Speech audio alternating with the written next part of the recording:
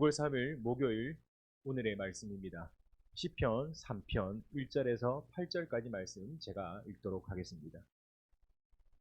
여호와여, 나의 대적이 어찌 그리 많은지요.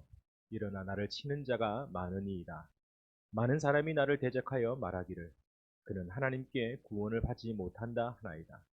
여호와여, 주는 나의 방패이시요 나의 영광이시요 나의 머리를 드시는 자이시니이다.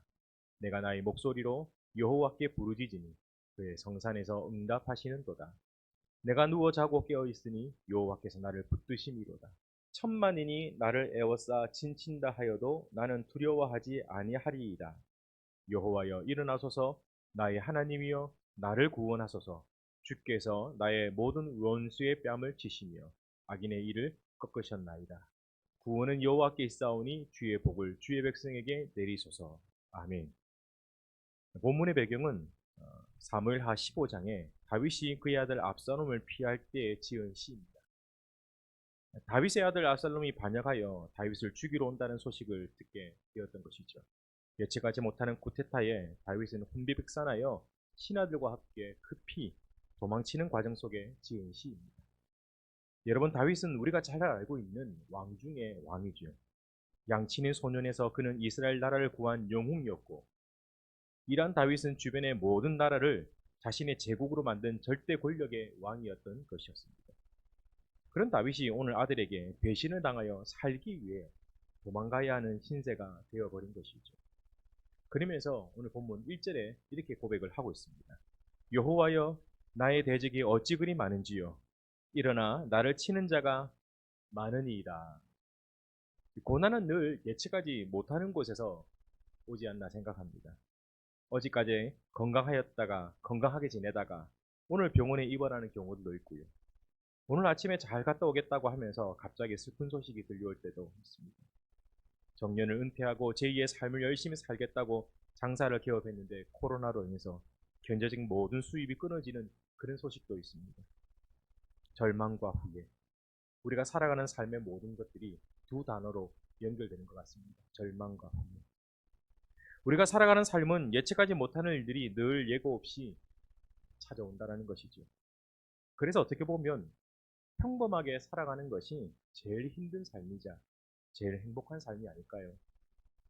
가진 것이 없어도 건강하게 아프지 않게 믿음 생활 잘하며 나눠주며 살아가는 그 평범한 삶.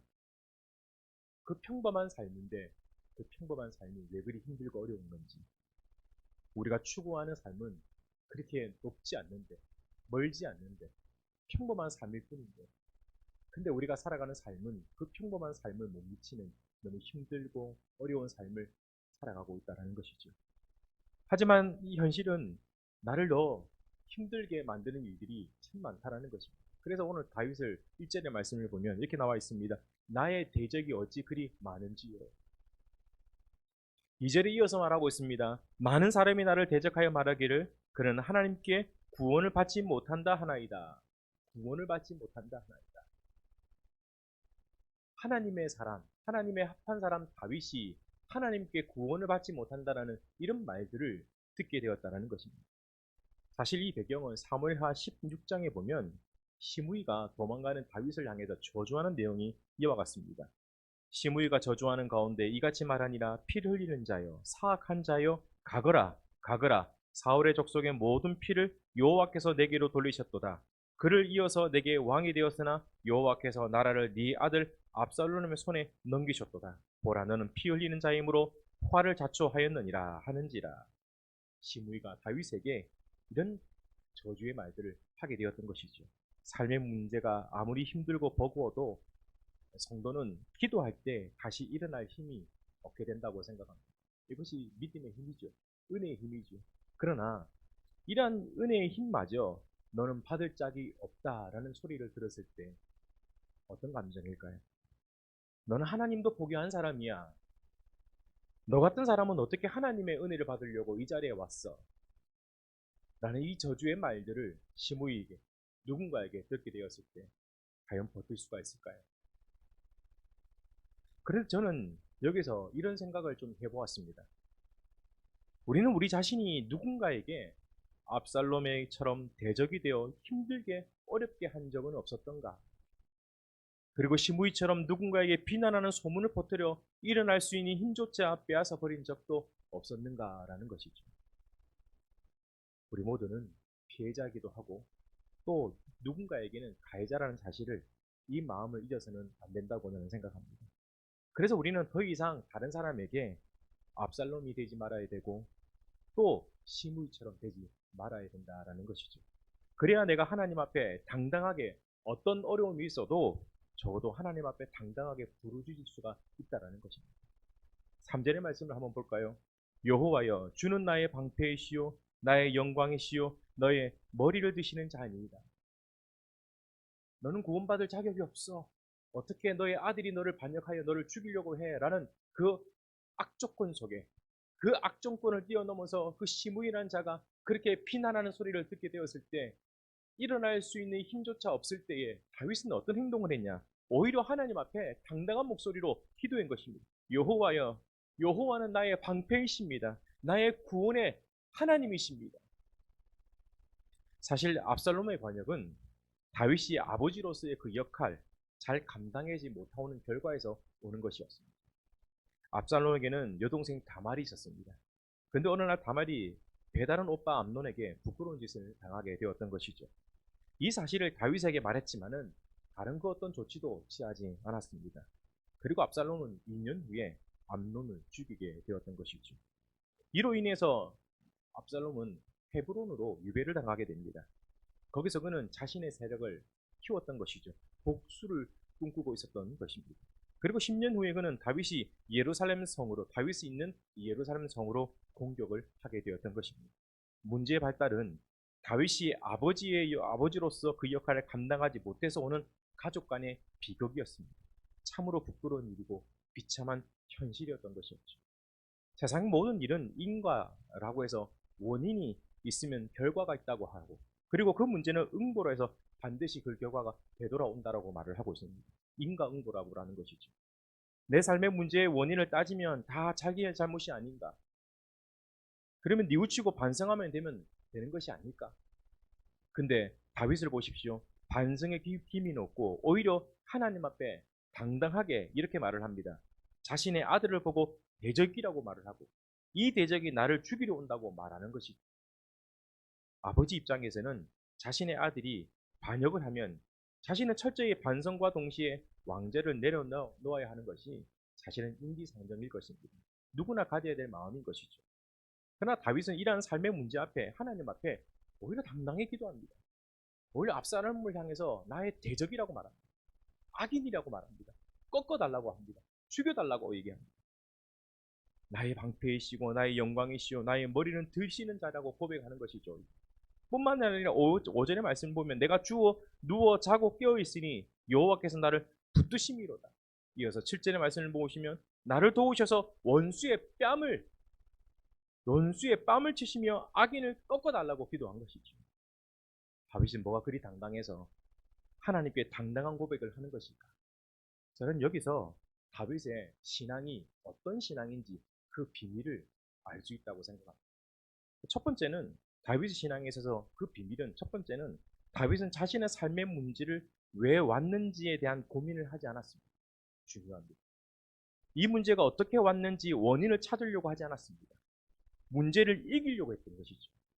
문제의 원인을 찾지 않고 문제를 이기려고 했다는 것입니다. 현실의 문제 앞에 원인을 찾으려고 하면 오히려 그 문제가 주는 무거운 감정 앞에 무너질 수밖에 없습니다. 문제의 원인은 문제를 해결하고 난 뒤에 찾아봐도 늦지 않습니다. 문제는 이 문제를 이길 수가 있는지 없는지가 더 중요한 거 아닐까요? 그래서 다윗은 어떤 삶의 문제가 봐도 그 원인보다는 이길 수 있는 힘을 달라고 하나님 앞에 당당히 기도했다라는 것이죠. 사단은 문제의 원인을 통해 우리를 낙심하게 만듭니다. 마치 시므이가 다윗을 저주했던 것처럼 하나님이 너를 버렸다라고 말을 합니다. 이 말은 너는 아버지로서 자격이 없는데 어떻게 왕이 될 수 있겠냐라는 말을 하는 것이지요. 다윗은 여기에 속지 않았습니다. 보십시오. 사단은 언제든지 틀린 말을 하지 않습니다. 언제든지 옳은 말을 합니다. 틀린 말은 우리 이성에서 이미 속이는 말이라고 판단하기 때문에 속지 않습니다. 근데 사단은 교묘하게 우리에게 옳은 말을 하는 것이죠. 항상 어떤 문제에서 인과를 따지게 됩니다. 문제의 원인이 어디서 오고 그것 때문에 네가 응보가 되었다라고 그 결과가 이렇게 되었다라고 말을 하는 것입니다. 네, 보십시오. 이것이 바로 사단의 속임수입니다. 여러분 여기에 속지 마시길 바랍니다. 아무리 우리가 잘못해서 오는 결과라 할지라도 하나님은 낙심하고 지쳐있는 우리에게 너 왜 그랬니? 라고 말하지 않습니다. 낙심하고 지쳐있는 온 우리에게 하나님은 힘을 더하여 주시는 것이죠. 그래서 엘리야가 죽음을 피하여 호렙산으로 도망갈 때에 하나님 그를 야단치지 않았습니다. 너를 통해서 하늘에 비가 내리고 너를 통해서 하늘에 불이 내리는 놀라운 능력을 너에게 보여주었는데 너는 왜 이렇게 너의 죽음을 피하여 도망왔느냐라는 야단치지 않았습니다. 여러분 베드로를 보십시오. 주님을 부인하지 않겠다고 그렇게 하나님을 호언장담했던 그가 그의 죽음 앞에는 오히려 주님을 부인하는 그런 베드로를 보십시오. 근데 예수님은 그 베드로를 야단치지 않았습니다. 힘을 다하여 주었던 것이죠. 언제나 현실의 문제 앞에 하나님은 이길 수 있는 힘을 다하여 주시는 줄 믿습니다. 사랑하는 성도 여러분, 지금의 문제 앞에 낙담하지 마시길 바랍니다. 하나님께 힘을 달라고 기도하시길 바랍니다. 사단의 속임수에 넘어가지 마시길 바랍니다. 사단은 언제나 틀린 말을 하지 않습니다. 바른 말을 합니다. 그 바른 말 앞에 넘어지지 마십시오. 그 바른 말 앞에 귀 기울이지 마십시오. 문제의 원인이 중요하지 않습니다. 문제를 이길 수 있는 힘이 중요합니다. 그래서 하나님은 하나님께 부르짖으라고 말합니다. 구하라라고 찾으라고 말을 하고 있는 것이죠. 그리고 두 번째는 다윗은 눈에 보이는 현실의 문제를 영적 전쟁으로 바꾸어 버렸다라는 것입니다. 눈에 보이는 삶의 문제를 영적인 전쟁으로 바꾸어 버린 것입니다. 여러분 시므이가 저주할 때 그 옆에 듣고 있던 수르야의 아들 아비새가 저 개 같은 사람을 내가 죽이겠다고 말을 합니다. 그때 다윗이 이렇게 말을 합니다. 사무엘상 16장 10절에 왕이 이르되 수르야의 아들들아 내가 너희와 무슨 상관이 있느냐 그가 저주하는 것은 여호와께서 그에게 다윗을 저주하라 하심이니라. 다윗은 이러한 현실의 문제를 하나님의 관점으로 보게 되었다라는 것입니다. 하나님의 관점으로 보는 게 중요합니다. 육신의 문제를 하나님의 관점으로 보는 게 중요합니다. 다윗은 양치기 소녀였을 때도 블레셋 나라의 골리앗을 물맷돌로 죽일 수 있었던 것은 다윗은 자신의 현실의 전쟁을 하나님의 전쟁으로 보았기 때문입니다. 그래서 그는 골리앗 앞에 너는 창과 칼과 방패로 나오지만 나는 만군의 여호와의 이름으로 나아간다라고 고백했던 것입니다. 현실의 문제 앞에 믿음의 고백으로 나아간다는 것입니다. 이게 성도의 무기인 것입니다. 사랑하는 성도 여러분, 현실의 문제 앞에 믿음의 고백으로 이겨나가시길 바랍니다. 그것이 하나님이 우리에게 원하시는 담대함인 것입니다. 우리는 하나님의 자녀입니다. 하나님의 자녀는 하나님의 섭리와 하나님의 계획하심의 그 울타리 안에 있다는 사실을 우리는 기억해야 됩니다. 그래서 누가복음 12장 7절에 너에게는 심지어 머리 털까지도 다 세신바 되었나니 두려워하지 말라. 너희는 많은 천사보다 귀하다라고 말씀하고 있습니다. 압살롬이 바라보는 아버지 다윗은 만족하지 못하는 모습이었지만 그러나 하나님 앞에 다윗은 그래도 하나님 자녀인 것입니다. 그래도 하나님 자녀인 것입니다. 실수가 많아도 하나님의 자녀인 것입니다. 죄가 많아도 하나님의 자녀인 것이지. 상처가 많아도 하나님의 자녀인 것입니다. 문제가 많아도 하나님의 자녀인 것입니다. 염려가 많아도 하나님의 자녀인 것입니다. 우리는 내 삶의 문제를 인과응보의 원칙으로 바라보지 말고 영적인 전쟁으로 바라보고 싸워야 되는 줄 믿습니다. 우리는 하나님의 자녀인 줄 믿습니다. 그래서 실패하지 않습니다. 망하지 않습니다. 아버지 앞에 자녀가 오늘의 문제를 걱정하는 자녀가 있나요? 오늘의 먹을 것을 걱정하는 자녀가 있나요? 가끔 아들이 용돈을 달라고 연락이 옵니다. 한 달에 한 번씩 용돈을 줍니다. 넉넉하진 않지만 그래도 그 나이 때 쓸 수 있는 그 용돈 기준만큼은 줍니다.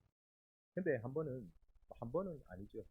여러 번 용돈을 준 지 10일도 지나지 않아 또 전화 오게 용돈을 좀 달라고. 돈을 맡겨놨는지 용돈을 달라고.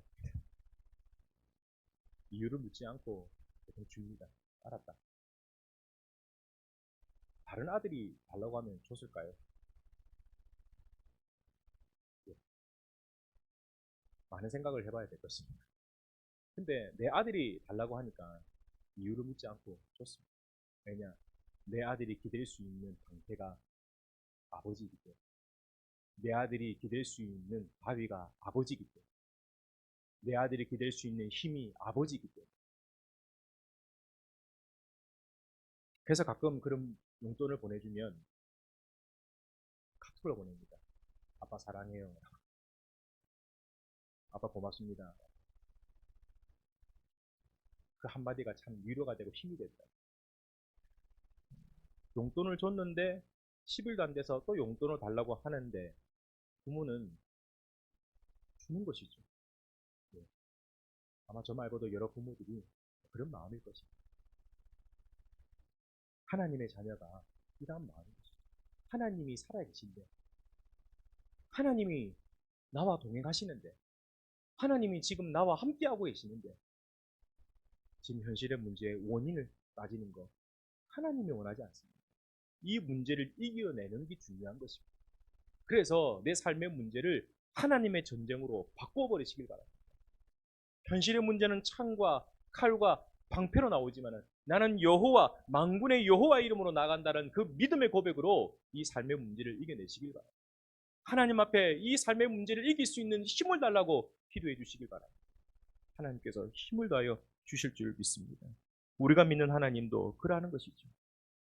이 문제가 어떻게 해왔고 내 잘못이 뭐고 이유를 묻고 따지지 않습니다. 당당하게 하나님 나의 방패가 되시고 나의 힘이 되시고 나의 도움이 되시니 나를 구원해 주실 분은 오직 하나님 말고는 없는 줄 믿습니다. 그리고 마지막에 8절의 말씀을 보시면 구원은 여호와께 있사오니 주의 복을 주의 백성에게 내리소서라고 고백하고 있습니다. 여기서 구원이라는 이 단어는 절대적인 도우시는 그 분을 의미하는 것입니다. 우리를 도와주시는 분은 누구십니까? 하나님이십니다. 살아계신 하나님이십니다. 오늘도 어제나 영원토록 동일하신 하나님이십니다. 그 하나님이 지금 우리와 함께 하십니다. 지금 삶의 문제에 낙담하지 마십시오. 원인을 찾으려고 노래가지고 마시고 고민하고 염려하지 마십시오. 이 문제를 이길 수 있는 힘을 달라고 기도하십시오. 이 문제를 이길 수 있는 능력을 달라고 기도하십시오. 그리고 이 문제가 이겨냈으면 하나님 앞에 감사하시길 바랍니다. 저와 여러분이 오늘 이 하루도 이 말씀을 붙들고 구원은 여호와께 있다는 사실을 고백하며 나아가는 저와 여러분이 되었으면 좋겠습니다. 기도하겠습니다. 하나님 아버지 감사합니다. 오늘 이 하루도 우리가 살아가는 녹록지 않는 삶 가운데 하나님이 나의 도움이 되시고 하나님이 나의 방패가 되시니 하나님이 나의 힘이 되심을 고백하며 살아가게 하여 주시옵소서. 현실의 문제 앞에 원인을 찾아 헤매는 것이 아니라 그 원인 앞에 염려하고 고민하는 것도 아니라 이 문제를 이길 수 있는 힘을 달라고 하나님 앞에 당당히 기도하는 이 하루가 되게 하여 주시옵소서. 그래서 그 어떤 삶의 문제 앞에서도 낙심하지 아니하고 절망하지 아니하고 오히려 다윗처럼 하나님 앞에 당당하게 고백하며 나아가며 힘을 얻는 이 하루가 될 수 있도록 성령의 충만함을 부어 주시옵소서. 예수 그리스도 이름으로 기도하옵나이다. 아멘.